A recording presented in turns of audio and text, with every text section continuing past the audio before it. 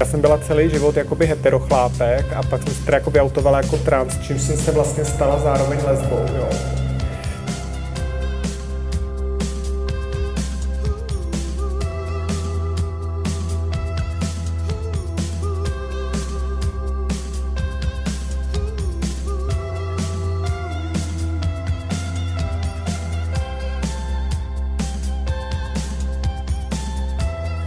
No a jak já jsem zažila poprvé v životě ten pocit, že mě někdo vnímá jako ženu a že se ke mně tak někdo chová, tak to byla pro mě úplně ta exploze v tom mozku. To bylo úplně, že mi to najednou všechno docvaklo, všechno to do sebe zapadlo a já jsem zjistila, že tenhle pocit chci mít prostě 24/7 a že proto budu muset tak udělat všechno, protože už jako si neumím představit, že by to bylo jinak.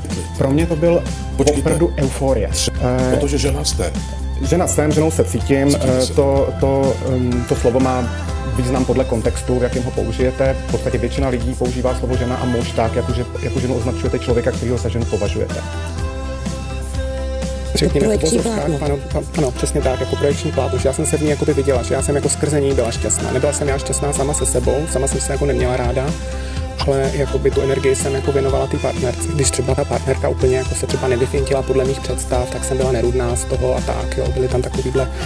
A k tomu jsem měla často výbuchy vzteku. Když si to zpětně jako zanalyzuju, tak asi to bylo z nějaký takový podvědomý závisti, že jsem si říkala, ty máš takovýhle super život a já tady jako ti vlastně jako dělám, já nevím to říct, jako servis.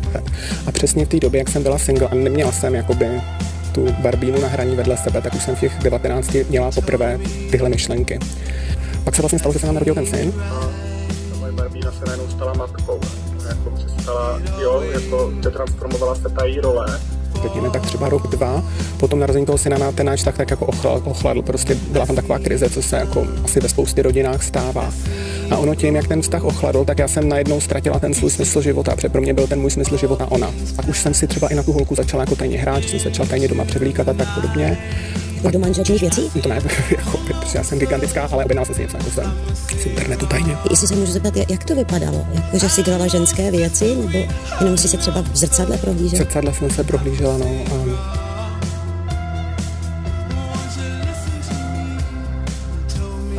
Já se nějak prostě od dětství cítím, nevím proč, a mě to vlastně vůbec nezajímá proč. Mně to přijde úplně vlastně jako nesmyslný se snažit pátrat nějak po těch příčinách, jako potřebujeme pátrat po příčinách, proč jsou lidi leváci, jo, taky asi ne.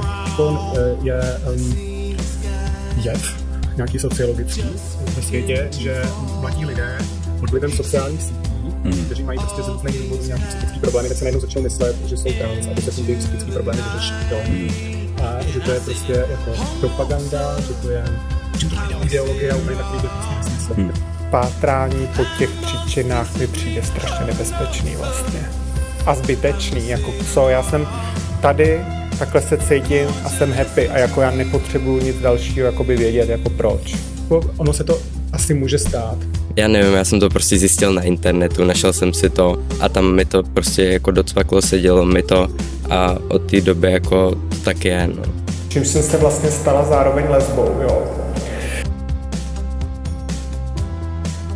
Ve 12 letech jsem začal líbit holky a začal jsem si zjišťovat víc o LGBT komunitě, ale vlastně došlo mi, že moc ke mně sedí, že bych byl lesba a pak jsem narazil na jméno trans, slovo trans a začal jsem se o tom zjišťovat víc a víc, no a nějak to ke mně sedlo, no.